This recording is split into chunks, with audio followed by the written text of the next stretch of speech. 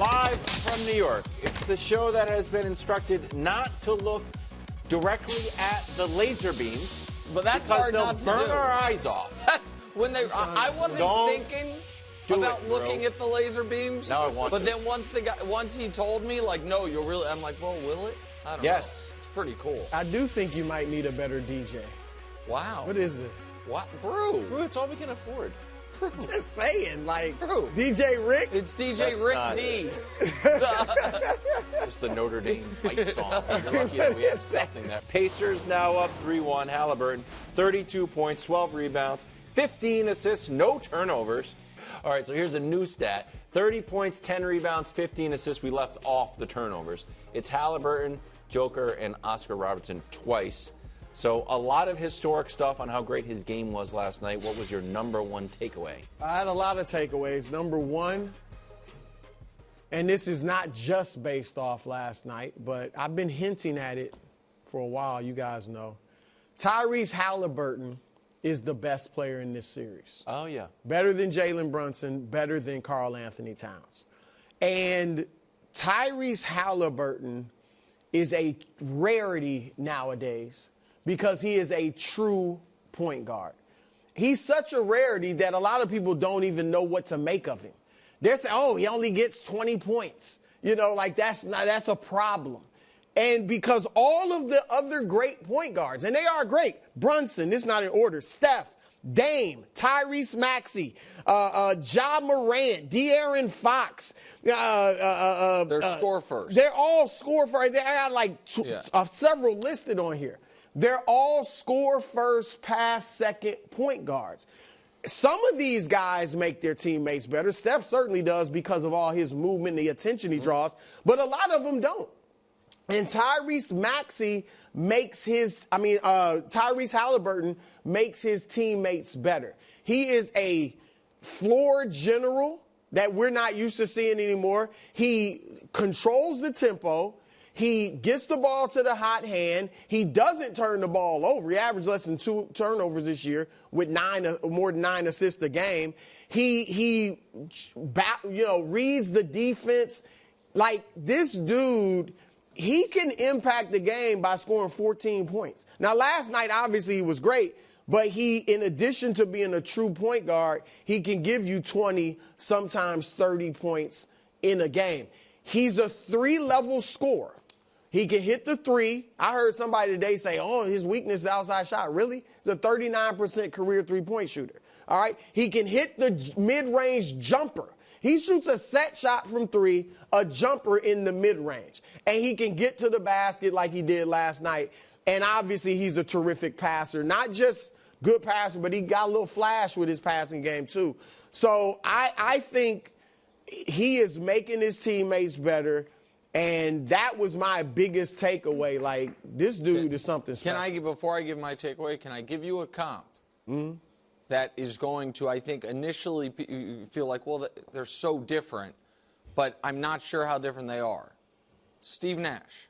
I got Steve Nash written down. So, like, Steve Nash Steve Nash should have shot more. Now that we look back on it, because he was a 50, 40, 90 guy. Right. But he was a 20 and 10 guy. Not 20 and 10. I mean, he never averaged 20. I think during in the playoffs 20. During his peak, I'm pretty sure. Well, not for a season. Oh, sure. Not in the regular season. Even when he won the MVP. He wasn't as good of a scorer as Haliburton. But he was. Oh, so 18 and 11 thereabouts with Phoenix, and when he was winning the MVPs, and this pace. You know what I mean? Get the ball out and run. And a guy, the other aspect that I would add to it is the team has taken on his personality and style and all of it. If I were going pencil to paper yesterday, I would have had Jalen Brunson and Tyrese Haliburton 1 or 2 players ranked apart on my current list with Jalen Brunson ahead of him. Yeah. So I don't know that I can, after last night, be like, well, now they've flipped. But it is very close. And what is, to me, definitively true, and this is why when we've talked about Durant, for example, and I've kind of harped on the fact that since he tore his Achilles, he's played 0 conference finals games, that he's only played a few games past round 1. one of my favorite things about the NBA are these round 3 and then eventually round 4. Holy crap. I'm going to remember that game. Like, that was a great performance. I feel like Shea and his big 3 had one 2 nights ago. Like, I might not, in a few years, remember all the details. Like, man, they combined for almost 100. Shea was 1 rebound away from a 40-point triple-double. Right. And then Haliburton, in the game to take control of the series, doing what you showed a list of who's done it. If you do 30 points, 10 assists, no turnovers, forget the rebounds entirely, that list in the playoffs is 6 guys long. Baron Davis is the only one to also have the triple-double. It was he was the only one to do the triple-double and no turnovers with 30-point triple-double. Well, no, that's what he and Barron are the only ones who do the 30-point triple-double. But no turnovers. With no turnovers. Barron had no turnovers? Yeah, exactly right. Because this is just 30 and 10. They showed he was the only It might have been the only 30 and 15. But regardless, this was a all-time conference finals performance in a game that his team controlled, but man, the way this series has gone, late in the 4th when the Knicks cut it to 6, it felt like, oh man, are they going to steal one back the way the Pacers had stolen game 1, not in quite as dramatic fashion, and he wouldn't let it happen. And so I think that his ability to play that pace and push that pace always after misses and even after makes is such an edge, because the vast majority of the league simply does not want to play that way, and really none of the really good teams want to play that way. Like some of the bad teams try to play a fast pace. The Pacers are the only great team that tries to play this breakneck pace, and he's to use a cliche, the head of the snake of the whole thing. All right, the numbers for New York, meanwhile. Jalen Brunson had 31. Cat had 24. Chalamet says Knicks in 7. Stiller has Knicks in 6, but Chalamet thinks 7. Down 3-1 in a series all time. You win Game 5 40% of the time. You win the series 4% of the time. So not good. Next game is Thursday. Is this series over? I said last week I would never count the Knicks out, this iteration of the Knicks, unless they're down 3-0. That's how much respect I have for their fight, their heart. Their fight, their heart, their toughness mentally. Like I'm serious. These dudes, obviously it's not I got over. Major league respect for the Knicks in that regard. That said, Naptown! This baby is over. I think it's going to end in 5. Maybe it'll end in 6. But this one is in the books, all right? And I don't want to hear – Ramsey tried to throw this at me when I was walking in the hall today. I don't want to hear – and I heard it on TV too. Okay. If the Knicks if it didn't have a miracle, a basketball miracle didn't happen in Game 1, something we've never seen, Neesmith hitting all these threes, it's 2-2, and the Knicks have home court advantage. That's not good. It's not true. First of all, the series, who knows, things are based on how the games before it was played. But secondly, the Knicks essentially, like you said, not as dramatic. They got a game they shouldn't have won in Game 3. So Game 3 evened it out. The Pacers were waxing them in Game 3, and they let up. I think they let up, and the Knicks won that game that they shouldn't have won. So it evened out. It would have been 2-1. All right, I don't want to hear none of that mess. All right, now, the Knicks also, Nick, have a problem in this series. And I think they're getting worn down by the pace. That's why I think Tibbs is playing a lot deeper on his bench. Not just that he wants to, but because he has to, because these dudes are worn out by this pace. But also, their 2 best players, Jalen Brunson and Karl Anthony Towns, are struggling on the court together. All right, you got to put them out there. They're your 2 best players. They're your offense, your 2 best scorers, but they're also your 2 worst defenders in the starting lineup. And what happens is now when they're out there, the Pacers have 2 guys to hunt. Two guys on. Look at this graphic, and this will show you how bad it is. When both of them are on the court in this series, they're being outscored by 18 points a game. When it's just Jalen Brunson, they're outscoring the Pacers by 4.5. When it's only Cat, it's plus 19. I'm not saying bench Brunson or anything. No, I'm just saying this is a problem for the Knicks in this series that I don't think is going to be solved in the next 2 games. Well, this was, if you remember, this take didn't age well at all, as it turns out. But when the Julius Randle trade happened, I came on and I said, man, I think that could be a lose-lose. And it ends up right now, it looks like it was a win-win for both teams. So I can wear if that's wrong. But my skepticism on the Knicks side of it was, man, oh, man, what's the team that we can think of that won 3, much less 4 rounds when their 2 best players were both just targets on the other end of the court? And it's very, very hard to find any team that fits those qualifications, where the 2 guys who you always want to have on the court in the final 5 minutes, they are both massive defensive liabilities. Now, I also think Jalen has been worn down a bit. I know Jalen has good numbers. I don't think this has been anything close to his best series. I also do not think the series is over.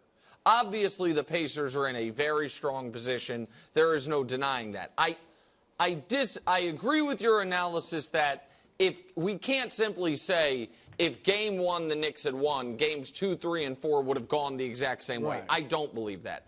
I also don't think you can be like, well, the Knicks won a weird one and the Pacers won a weird one. Why not? Because the Pacers game had literally never happened in the history of the league. We showed you 3 consecutive full screens that Thursday from Indy about how it was 0 in 1700 and then 0 in 1400. And the Knicks game, a team coming back from 13 down in the fourth. Was this happened 20 down at half or something like that?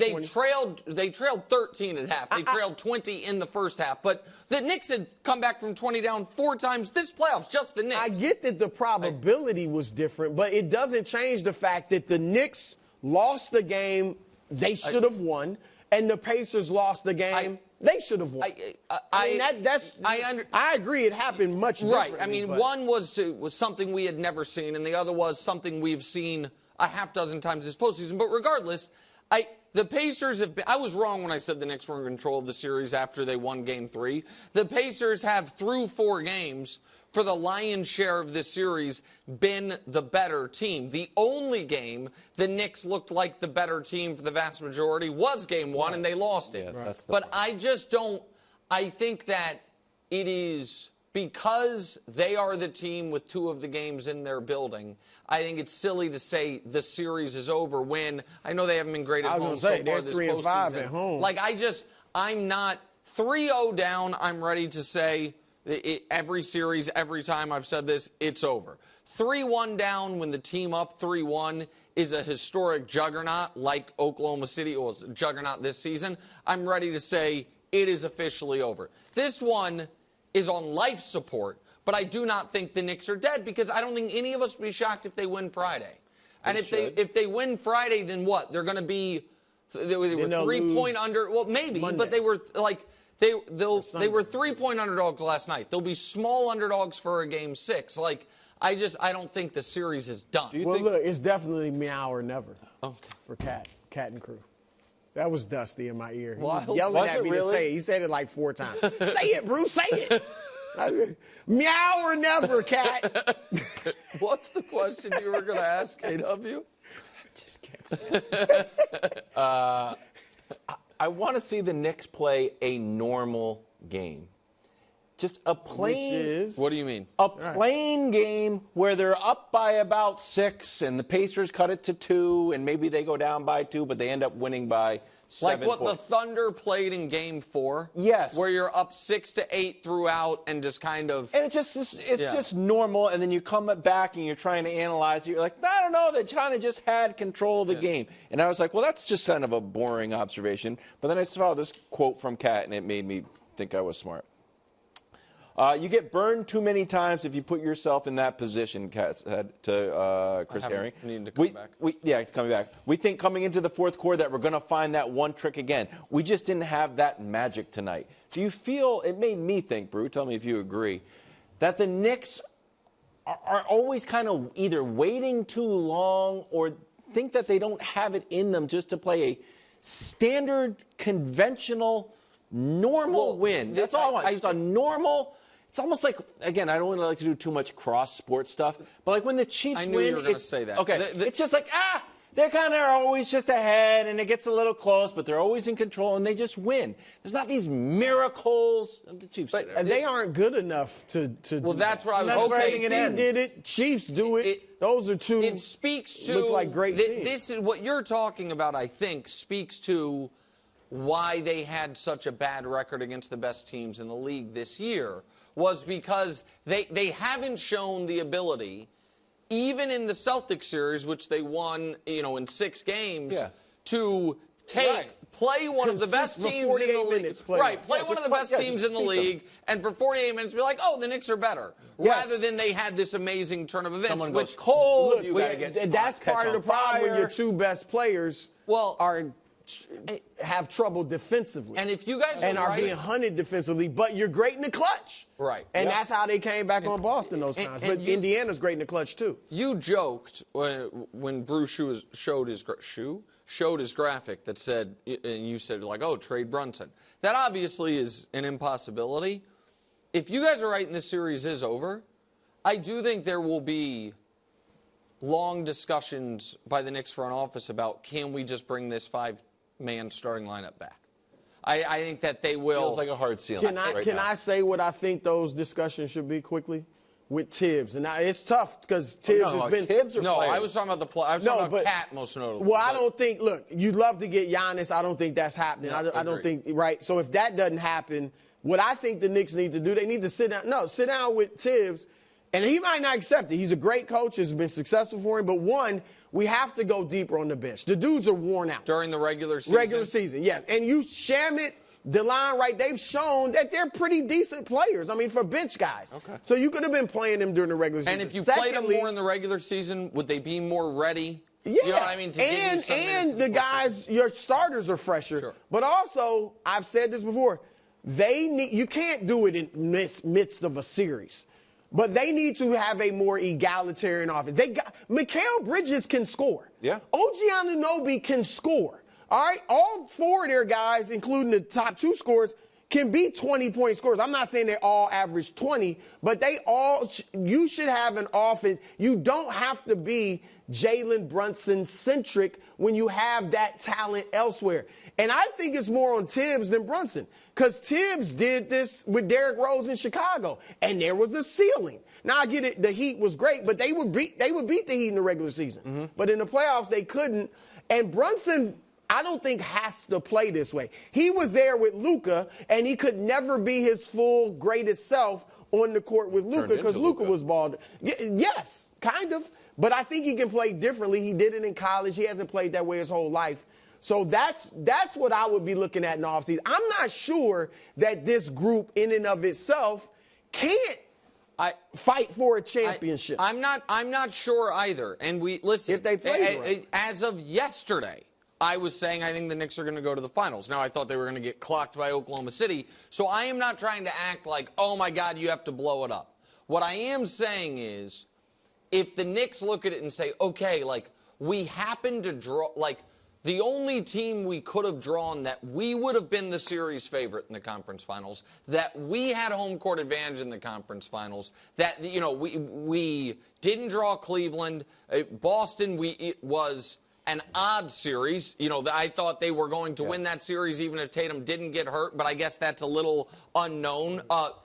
And it's like, man, is there going to be this ceiling if our 2 best players that we are going to try to build around are both targetable defensive players? Not just, it's one thing if it's like, okay, he's not a great defender. It's another thing if it's like, no, the other team is going to feel good every time they get one of those 2 guys in the action. Because we're scoring or getting you to foul us. Right. And that's the other piece when Towns in particular has never shown the ability to just play mature enough to not get the dumb fouls, the frustration fouls. Yesterday was holding Miles Turner's hand at one point. Like, dude. And so, like, I do think that's a real conversation about Brunson and Cat, even if they both had these amazing years, the fit of them to try to win 4 rounds. What trade is out there, obviously, that you can do, but it's something to look at. Thanks for watching. Subscribe here to get more from the show and to check out clips from other shows on FS1.